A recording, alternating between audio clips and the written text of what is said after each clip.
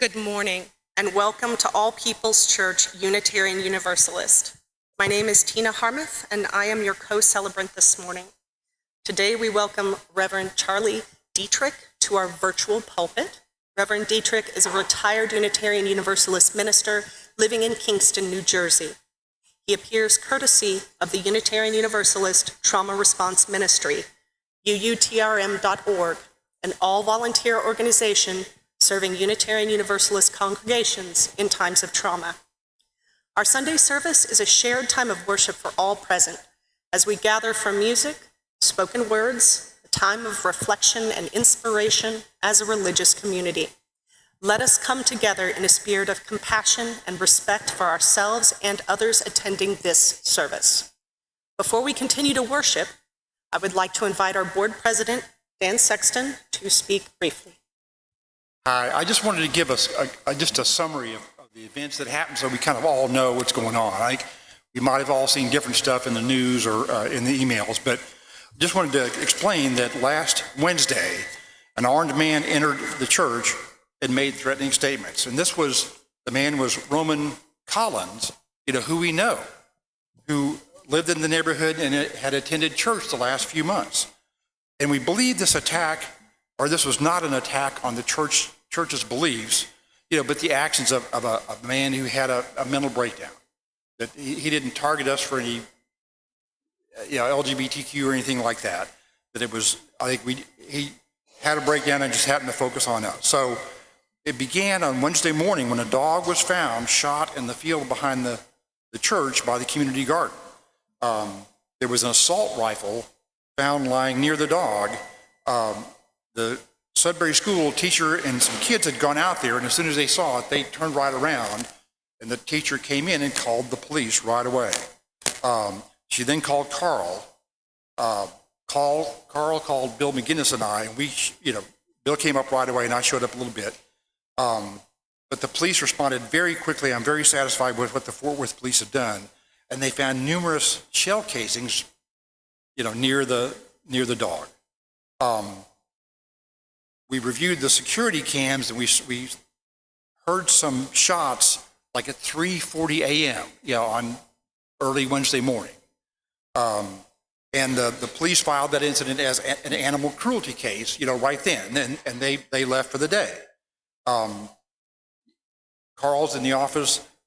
The school had just let out, and the last teacher had left the parking lot.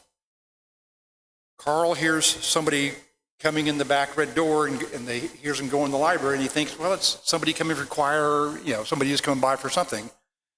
He goes in there, and there's Roman, and he's got a pistol on his hip, and he's got a tactical vest with ammo and stuff in it, and there's a shotgun lying on the table. And Carl just starts chatting with him. Hey, man, what's going on? And Roman says, well, I had to shoot a dog. Carl goes, oh, that's tough, and just engages them, talks with them for a while. Then Carl sees something there, and he goes, oh, I've got to take this back in the office. I'll be back in a minute. He slips out the minister's door, goes to Bill's house, calls 911, and the police show up very quickly and arrest him. And he didn't challenge the police or confront them in any way. from what I know. So that, so it's hard to speculate what was in his mind. But, and I guess I have some, empathy for Roman for whatever happened to him. I don't want him on the street, but I've got some empathy for him.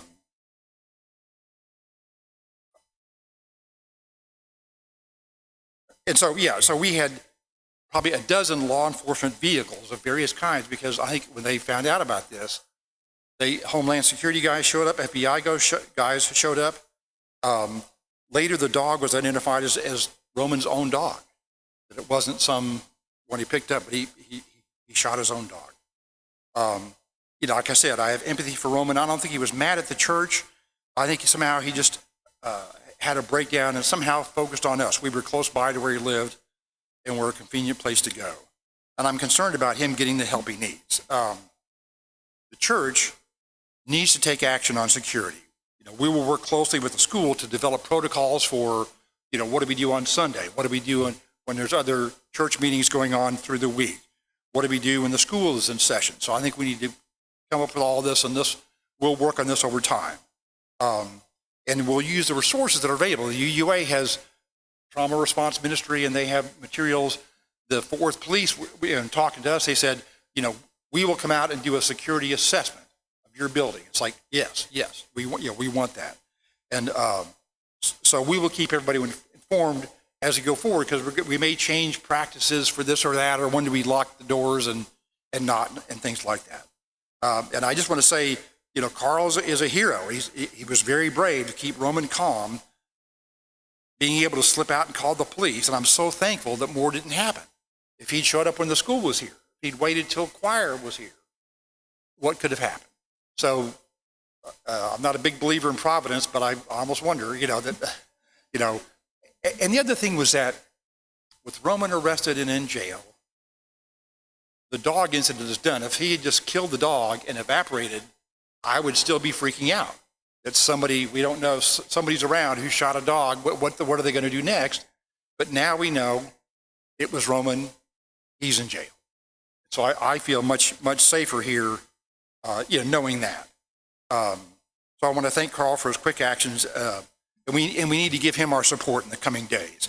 And we got a note from a Sudbury parent who also was, wanted to thank Carl for his brave and effective actions, saying it could have been so much worse. So the school is right there with us on all this, and I think they're in community with us and support Carl.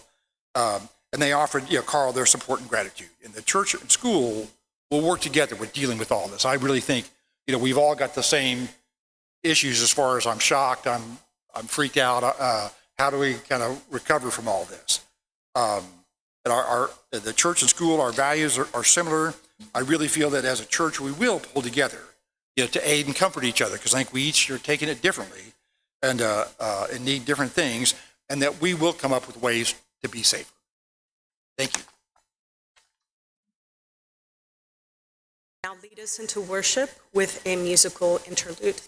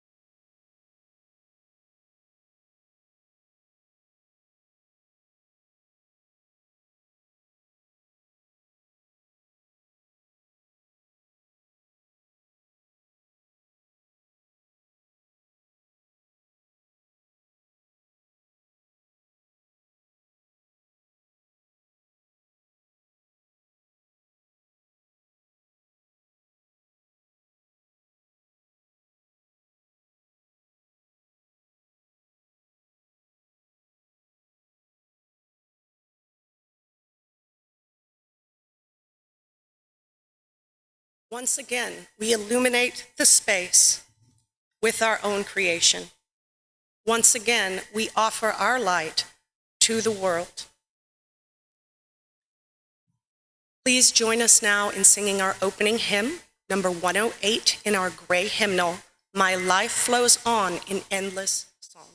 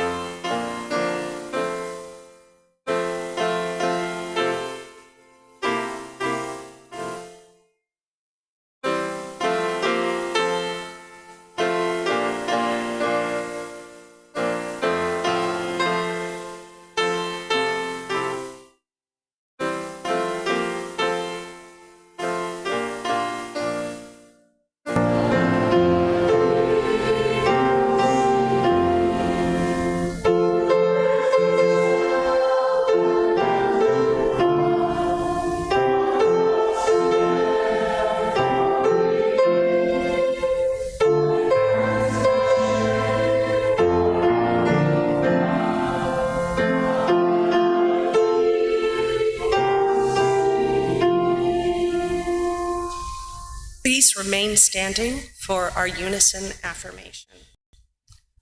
Love is the doctrine of this church. The quest for truth is our sacrament, and service is our prayer. To dwell together in peace, to seek knowledge in freedom, to serve others in community, to the end that all souls shall grow into harmony with creation. Thus do we covenant with one another.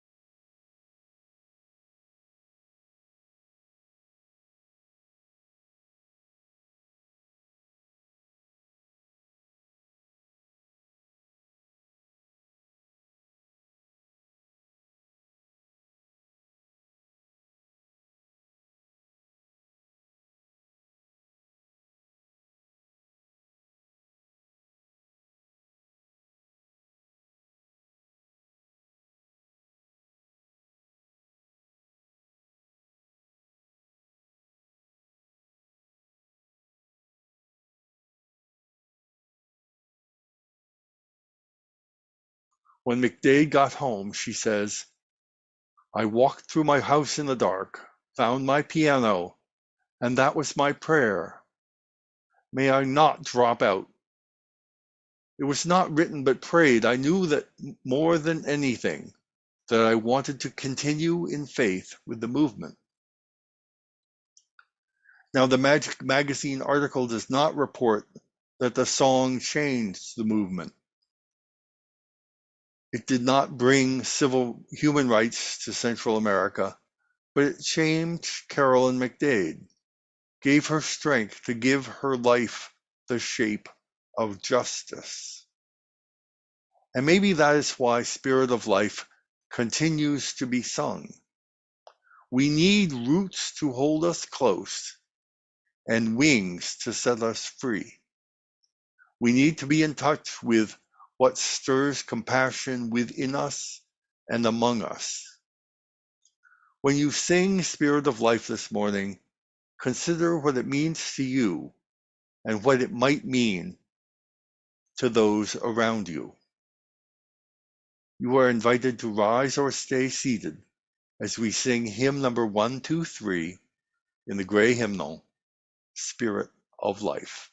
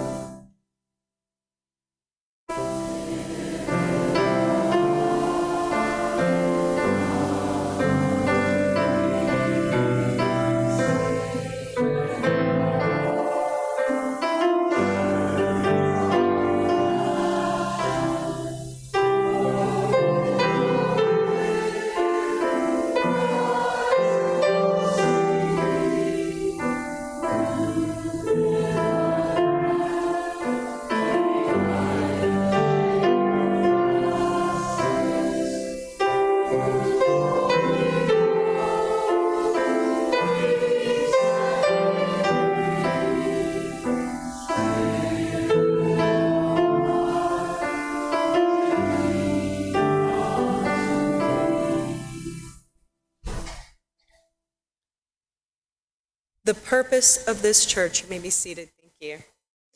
The purpose of the church is to encourage all who gather there to grow more generous in spirit and in action. This is the great end of all the world's faith traditions, to bring the human being closer to the divine by acts of creation and compassion. We now take an offering that allows us to exercise that all-important generosity of spirit, an offering that will support this self-supporting church and its many ministries. It is our custom to share the undesignated cash offerings that are collected each week. We do this on a quarterly basis for a nonprofit or charitable organization. Our current Share the Plate recipient is our longtime partner, Eastside Community Alliance. The gifts of the congregation will be most gratefully received. To accompany our offering today, we will be reprising the hymn Meditation on Breathing together. You are welcome to sing any of the three parts, the breathe in, breathe out drone, the melody, or the harmony, or to switch between parts. It's up to you. Will the ushers please come forward?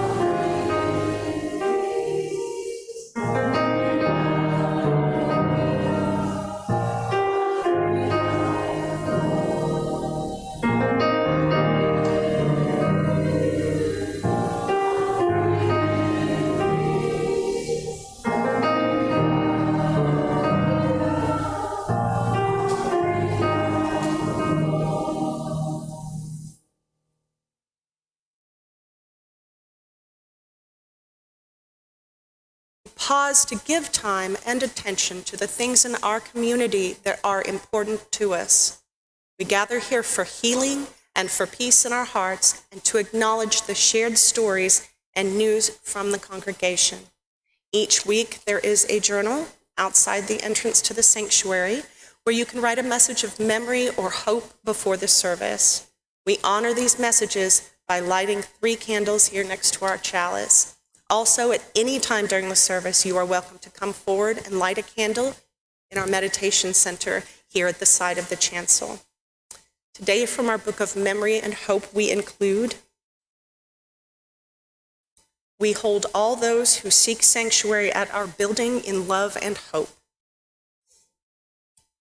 Bob Barker, the host of The Price is Right, died yesterday.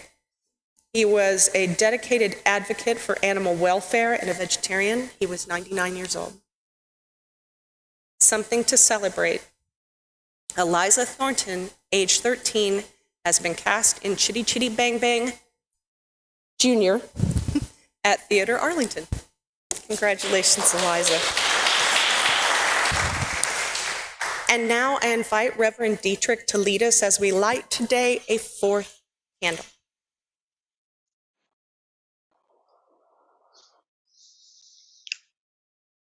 On Wednesday, an animal was killed on this congregation's property. The dog named Dakota was known to members of our community. We grieve for the loss of the life of this dear animal. The dog's body was discovered by children at play.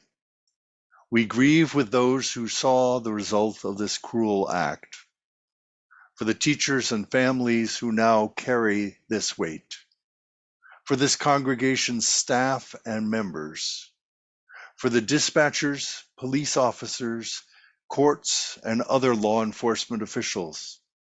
We light a candle this morning in lamentation and care.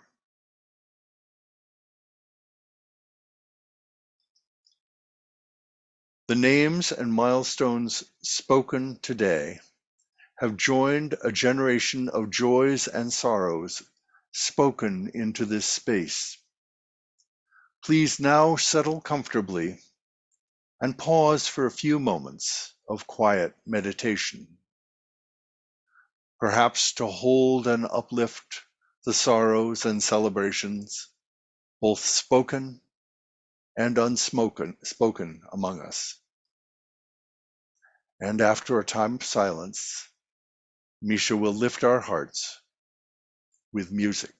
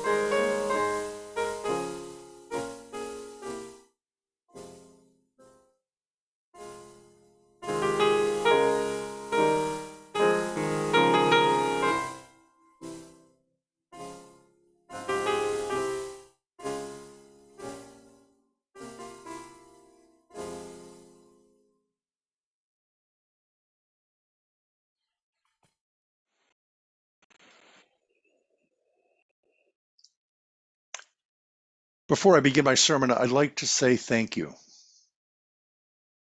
All the way back on Thursday afternoon, I received a text from Melanie Davis, the volunteer team leader for the Unitarian Universalist Trauma Response Ministry. "Hi, Charlie," she said. "Would you be able to preach to a Fort Worth congregation on Sunday via Zoom?" In years past, we would grab a bag and hop on a plane or find a member of our team who worked or lived nearby. Zoom has definitely made this easier. But right now, I want to say thank you. Since Thursday, I have felt hospitality and acceptance from your leaders, staff, and teams as we completely redid this morning's worship plan. You have been caring and considerate during this sobering time. The work of recovery from a traumatic event does not happen in 1 hour on a Sunday morning, but will unfold in the weeks and even months ahead. I am grateful for being able to help in this part of your recovery.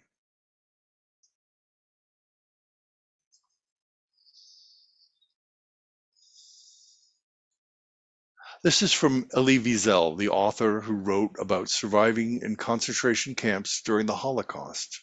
One of his quotes is on gratitude. "For me," he wrote, "every hour is grace, and I feel gratitude in my heart each time I can meet someone and look at his or her smile." Of course, today we'd probably say their smile.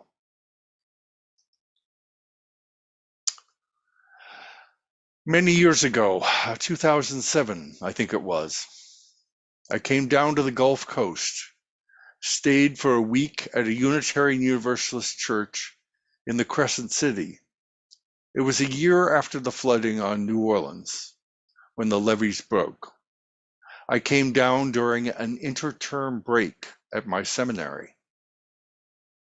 It was just over 1 year after Katrina to worship with a sledgehammer, to pray with spackle and drywall, to help. And I remember that UUs came east from Texas on weekends to volunteer for the people of New Orleans, and also in southern Mississippi, to lend a hand.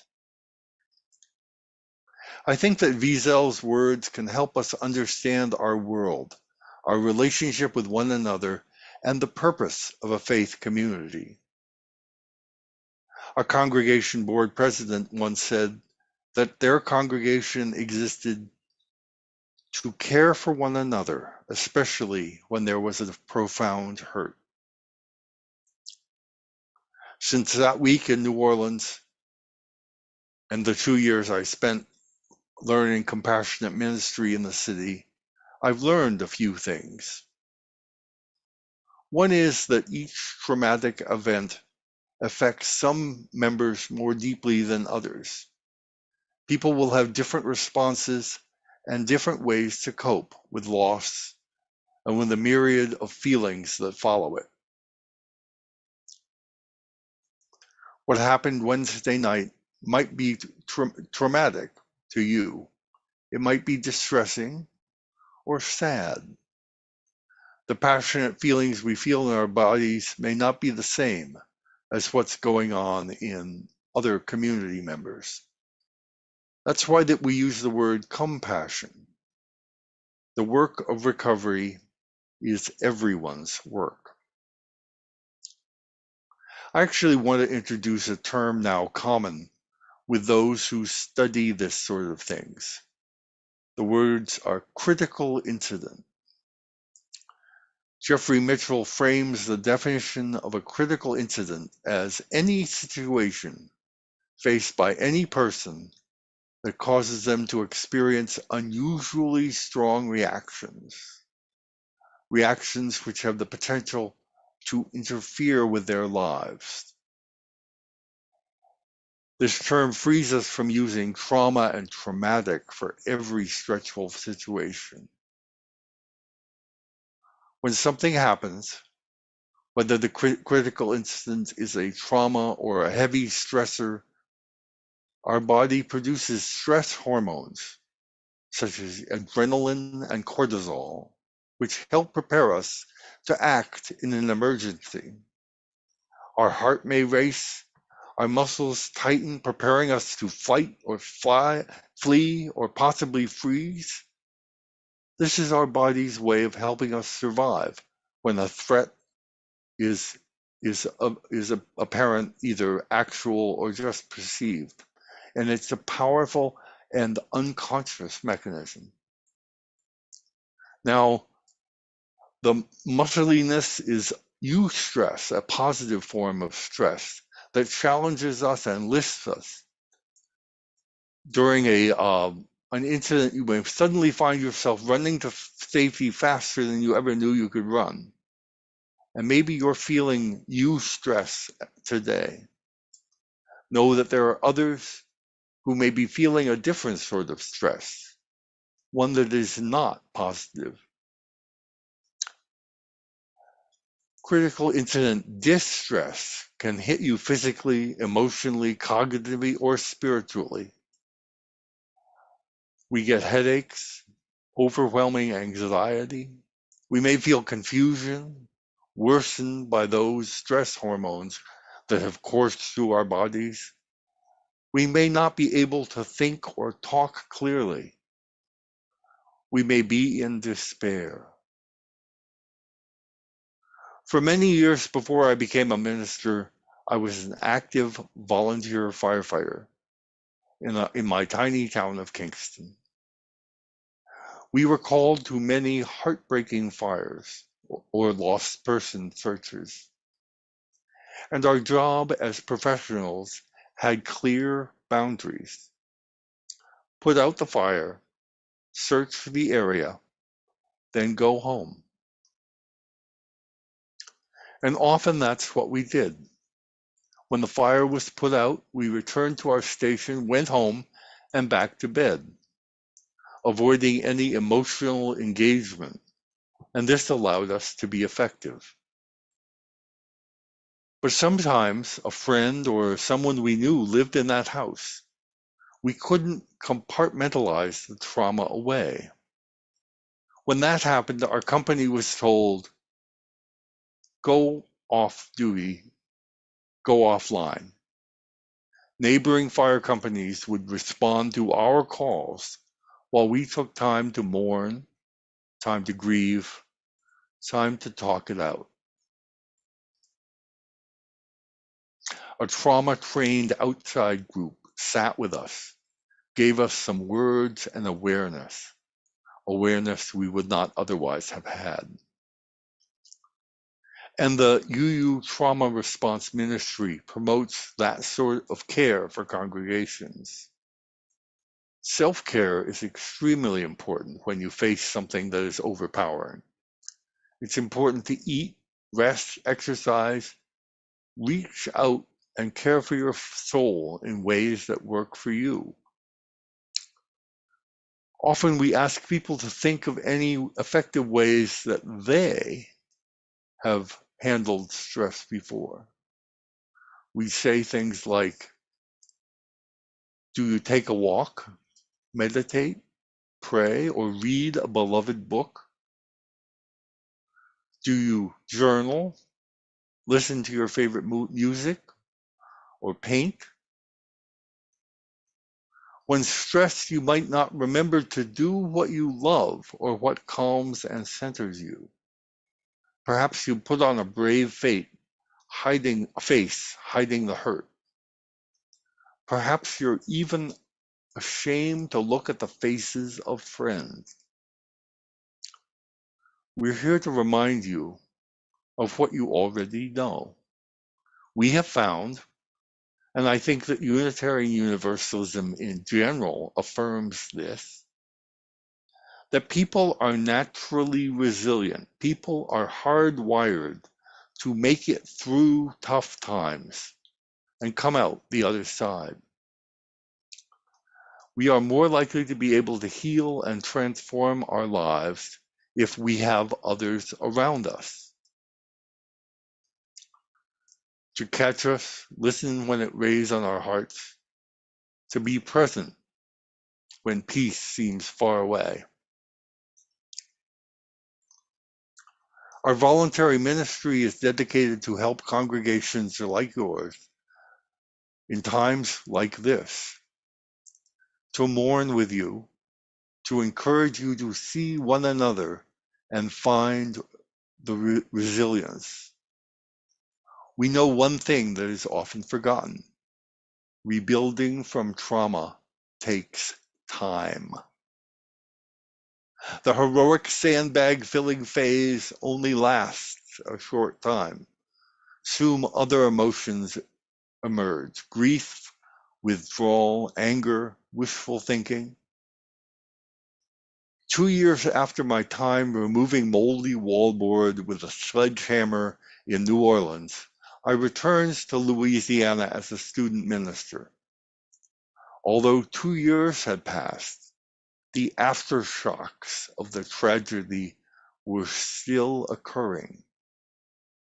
For some, the flood was ancient history. Some never even knew about before. Things like holidays were, however, time to remember. Remember those who are now gone and give thanks to those who touched their lives. I was invited to a Thanksgiving dinner in New Orleans, where each person around the table, except me, had a Katrina story. So for an hour and a half after eating, I listened, and they remembered. They remembered those people distributing clothing at the campground near Jackson and the cooked meals that were brought in. They remembered the driver who simply stopped and took them to Baton Rouge. They remembered the children's glee as they were exploring a new playground they discovered. And so I ask, how will y'all practice self-care? As individuals, will you forgive yourself when you forget things or are clumsy or go into that 100-yard stare zoning out? Will you hydrate, eat enough? Will you call a friend, gather in small groups? As a congregation, will you celebrate a bit harder? Listen for feelings in addition to meaning. Create opportunities for others to speak what is on their heart.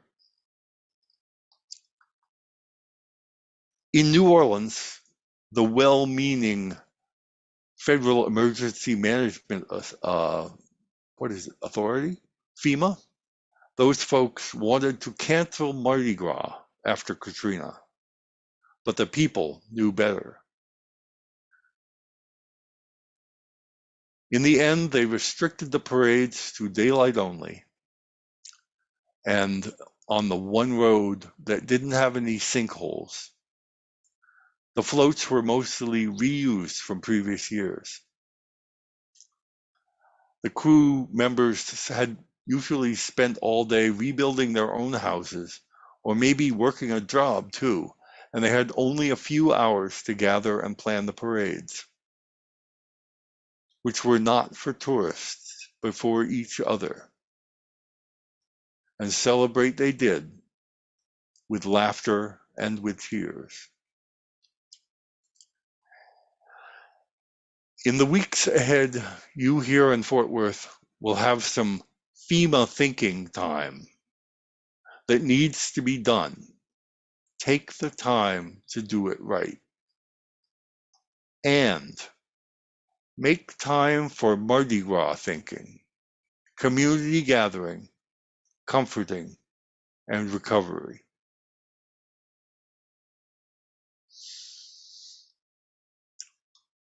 Will you join in singing our closing hymn from the Teal Hymnal, number 1002, Comfort Me? 5 short verses. You may rise or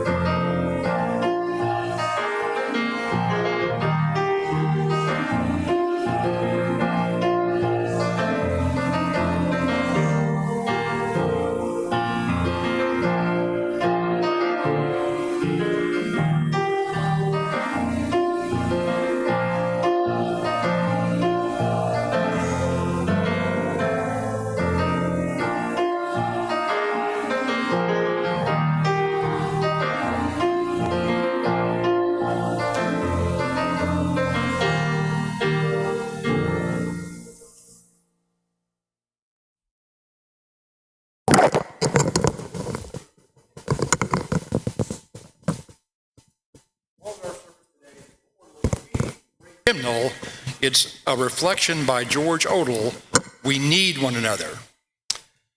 We need one another, we need one another when we mourn and would be comforted. We need one another when we are in trouble and afraid. We need one another when we are in despair, in temptation, and need to be recalled to our best selves again. We need one another when we would accomplish some great purpose and cannot do it alone. We need one another in the hour of success, when we look for someone to share our triumphs. We need one another in the hour of defeat, when with encouragement we might endure and stand again. We need one another when we come to die and would have gentle hands prepare us for the journey.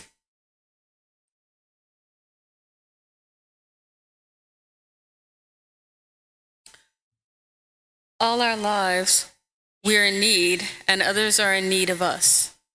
As a community, may we all take this flame into our hearts until we gather again. Go in peace. Amen.